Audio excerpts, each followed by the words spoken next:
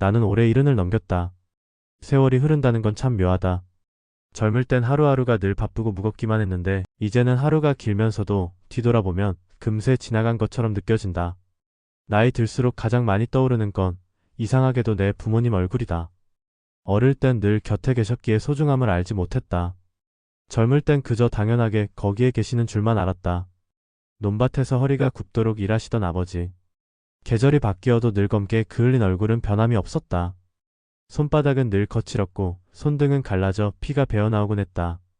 그런 손으로 내 머리를 쓰다듬을 때마다 나는 괜히 싫다며 고개를 돌렸다. 농사일하는 부모님이 부끄럽다고 생각했던 철없는 시절이었다.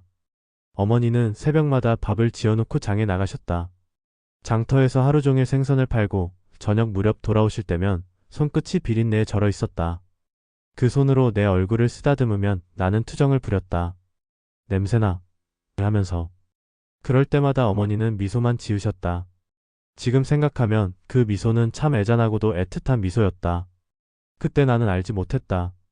그분들의 굽은 허리와 거칠어진 손이 나를 키워낸 사랑의 흔적이라는 것을. 내가 철이 들기 전에 세상은 나를 재촉했다. 고향을 떠나 도시로 올라가야 했다. 돈을 벌어야 했고 성공해야 한다는 압박감 속에 살았다. 도시의 삶은 빠르고 거칠었다. 부모님 생각을 할 여유조차 없었다. 전화를 드리는 것도 한 달에 한 번이 될까 말까였다. 그것조차도 엄마 저 바빠요. 나중에 전화할게요. 하며 서둘러 끊기 일쑤였다. 부모님은 늘 그래 그래. 일하느라 고생이지. 하시며 전화를 짧게 마무리하셨다. 그 속마음이 서운함이었을지 체념이었을지는 그때 알지 못했다. 가끔 명절에 내려가면 부모님은 늘 같은 자리에 계셨다. 아버지는 마당에 앉아 담배를 피우셨고 어머니는 부엌에서 쉴 새 없이 무언가를 차리셨다.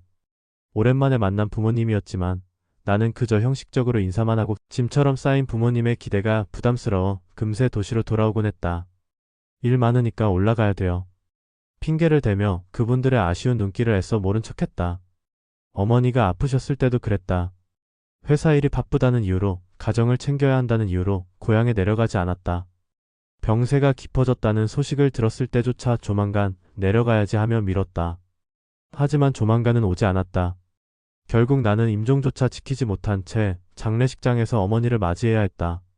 장례식장에 도착했을 때 이미 어머니는 차가운 관 속에 누워 계셨다. 평온한 얼굴이었다. 그런데 그 평온함이 내 가슴을 더 후벼 팠다. 마지막으로 고생 많으셨어요 라는 말조차 못했다는 게 평생의 한이 되었다. 관뚜껑을 덮기 전 나는 미친 사람처럼 어머니의 손을 붙잡고 울었다.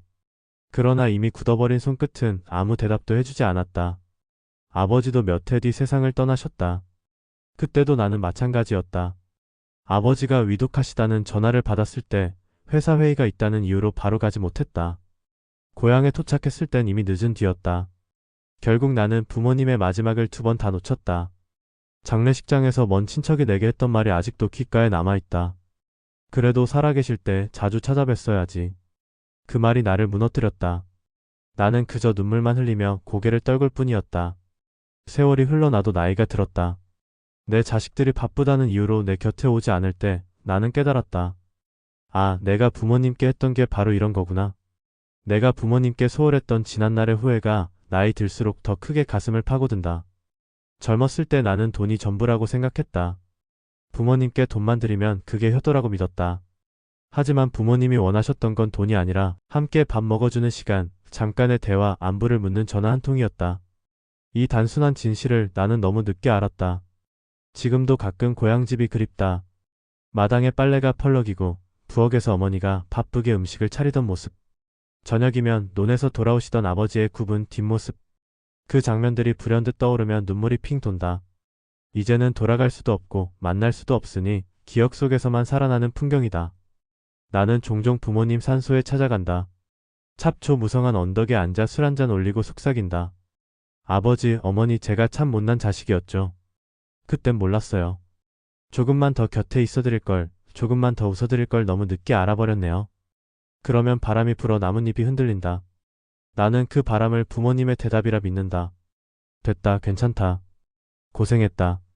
그렇게 말씀하시는 것 같아 그 앞에서 매번 눈물을 흘린다.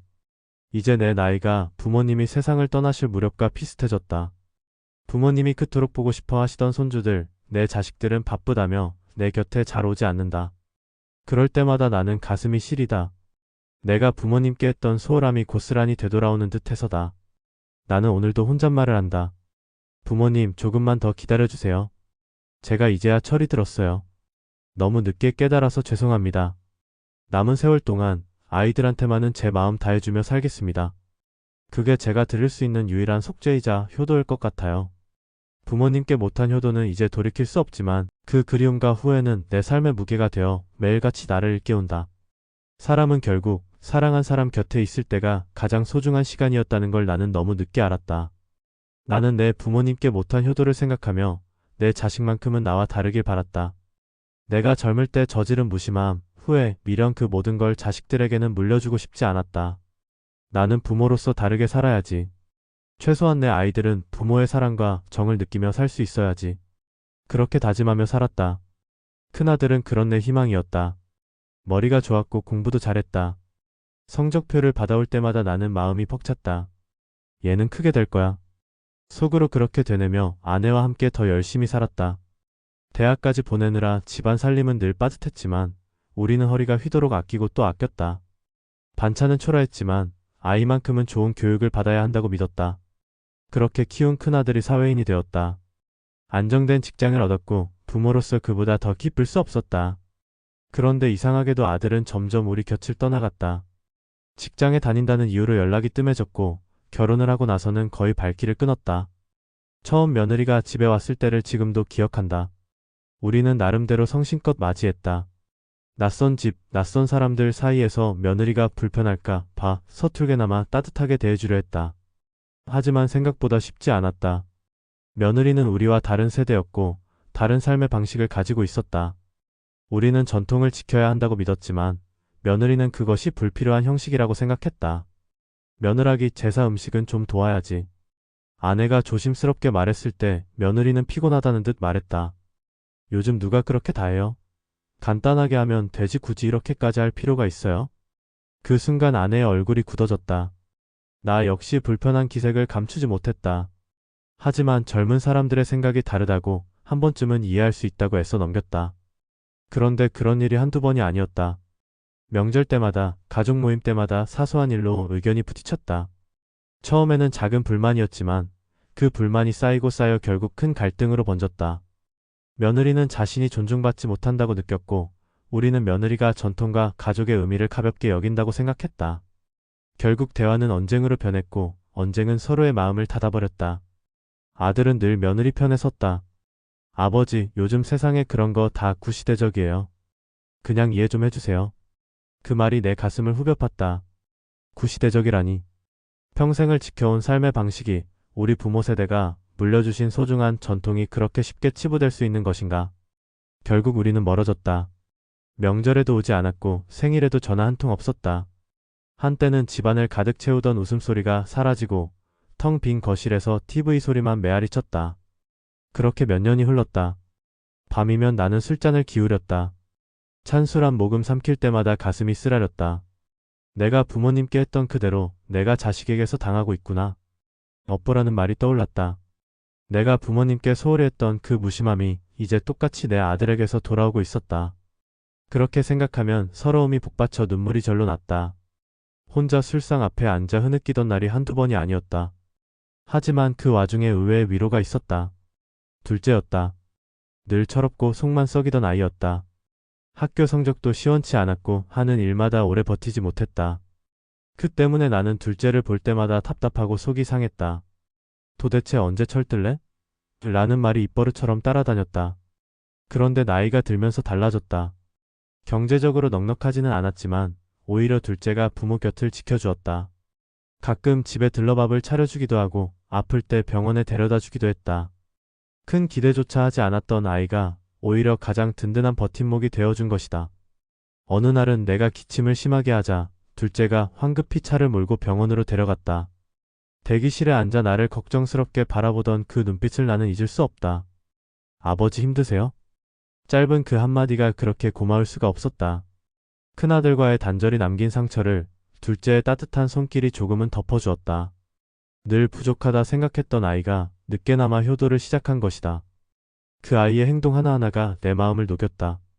나는 종종 생각한다. 부모와 자식 사이의 정이라는 게 참 묘하다고. 큰 기대를 걸었던 자식에게는 서운함을, 기대하지 않았던 자식에게는 위로를 받는다. 효도란 어쩌면 정해진 모습이 아니라 살아가는 과정 속에서 각자 다른 방식으로 드러나는 게 아닐까? 큰아들이 멀어진 건 여전히 가슴 아픈 일이지만 나는 이제 조금은 받아들인다. 나도 부모님께 그랬듯 큰아들도 시대와 환경 속에서 그렇게 변해간 것일 테니까. 대신 둘째가 곁에 있어주는 걸 하늘이 내게 준 작은 선물이라 여기며 산다. 나는 오늘도 생각한다. 나는 부모님께 못한 효도를 후회하며 살았다. 그런데 결국 내 자식에게서 같은 아픔을 겪고 있구나. 하지만 이게 인생인가 보다. 서운함 속에서도 누군가는 나만 나를 위로해주고 또 누군가는 자기 방식대로 살아가고 그런 생각을 하다 보면 비로소 조금은 마음이 편해진다. 완벽한 가족은 없다는 걸 이제야 깨달은 것이다. 그렇게 세월이 흐르던 어느 날 예상치 못한 전화가 걸려왔다. 오랫동안 소식 없던 며느리였다. 전화기가 울리자 처음에는 손이 떨릴 정도로 놀랐다. 오랫동안 마음속에서 맺혔던 서운함과 원망이 한꺼번에 떠올랐기 때문이다. 하지만 떨리는 마음을 가다듬고 수화기를 들었다. 여보세요, 저예요. 목소리가 떨렸다. 그 떨림 속에는 긴 시간 참아왔던 감정이 담겨 있었다. 잠시 정적이 흘렀다. 나는 숨을 고르고 조심스럽게 말했다. 응, 무슨 일이니? 그러자 며느리는 떨리는 목소리로 말했다. 죄송해요. 그동안 너무 서운하게 하고 연락도 안 드리고 너무 미안해요. 나는 잠시 말문이 막혔다. 수년간 쌓였던 마음의 벽이 조금씩 흔들리는 느낌이었다. 알고 보니 며느리도 나름대로 힘든 시간들을 보냈던 것이다. 우리 가족을 인정받지 못한다고 느끼고 마음의 문을 닫았고 아들도 그 사이에서 괴로워하다 결국 연락을 끊었던 것이었다. 그동안 서로를 이해하지 못한 채 몇 해를 허비했다는 사실이 안타까웠다. 시간은 멈춰있지 않았고 우리는 그 사이에서 서로에게 상처만 남긴 채 살아온 것이다. 나는 숨을 크게 들이마시고 떨리는 목소리로 말했다. 내가 잘못했다. 너를 이해하려 하지 않았구나. 며느리도 울먹이며 탑했다. 저도 죄송해요. 더 일찍 용기 내서 말씀드렸어야 했는데 그동안 너무 서운하게 했어요. 그 순간 수화기 너머에서 우리는 서로의 마음을 느꼈다. 눈물이 목을 타고 흘렀다. 말로는 다 표현할 수 없는 수년간의 아픔과 후회, 그리고 작은 안도감이 한꺼번에 밀려왔다. 서로의 마음이 통하는 순간 오랜 시간 쌓인 벽이 조금씩 허물어지기 시작했다. 그날 이후 우리 집에는 작은 변화가 생기기 시작했다. 손주가 할머니, 할아버지 집에 가요.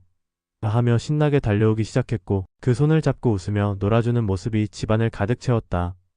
작은 손이 내 손을 잡아 끌며 할아버지 놀자 하고 웃던 순간 나는 눈물이 핑 돌았다. 그토록 보고 싶었던, 잃어버린 줄만 알았던 가족의 웃음이었다. 손주와 놀면서 나는 과거를 떠올렸다. 어릴 적 부모님과 놀던 순간 장난감 대신 흙과 돌멩이로 놀던 기억이 떠올랐다. 부모님과 함께했던 소소한 일상의 행복하지만 그때는 바쁘다는 핑계로 느끼지 못했던 그 따스함을 이제 손주와 함께하며 조금이나마 되새기고 있었다. 나는 이제 안다. 가족이란 완벽할 수 없다는 걸. 때로는 서운하고 때로는 오해도 생긴다. 서로 다른 생각과 가치관, 세대 차이는 갈등을 불러오기도 한다. 그러나 늦더라도 서로를 이해하고 마음을 나누고 작은 손길과 따뜻한 말 한마디를 건넬 수 있다면 그 순간이 진짜 가족이라는 것을. 그 깨달음은 단순히 머리로 이해하는 것이 아니라 내 마음속 깊이 스며들었다. 아들의 연락이 없다고, 며느리가 서운하다고, 세상과 다르게 흘러간 시간들을 한탄하는 대신 지금 함께 있는 순간을 소중히 여겨야 한다는 것을. 나는 지금도 부모님께 못다한 효도가 늘 가슴에 남아있다. 하지만 남은 세월만큼은 자식들과 화해하고 손주와 웃고 작은 따뜻함이라도 주고받으며 살고 싶다. 그게 어쩌면 부모님께서 원하시던 모습일지도 모르겠다. 부모님은 돈이나 큰 선물이 아닌 함께하는 시간과 따뜻한 마음을 바랐을 터이니 이제라도 그 마음을 실천하며 살아야겠다고 다짐한다. 손주가 웃으며 뛰어오는 모습을 보며 나는 종종 혼잣말을 한다. 부모님, 제가 이제야 조금 철이 들었어요. 늦게 깨달아서 죄송합니다.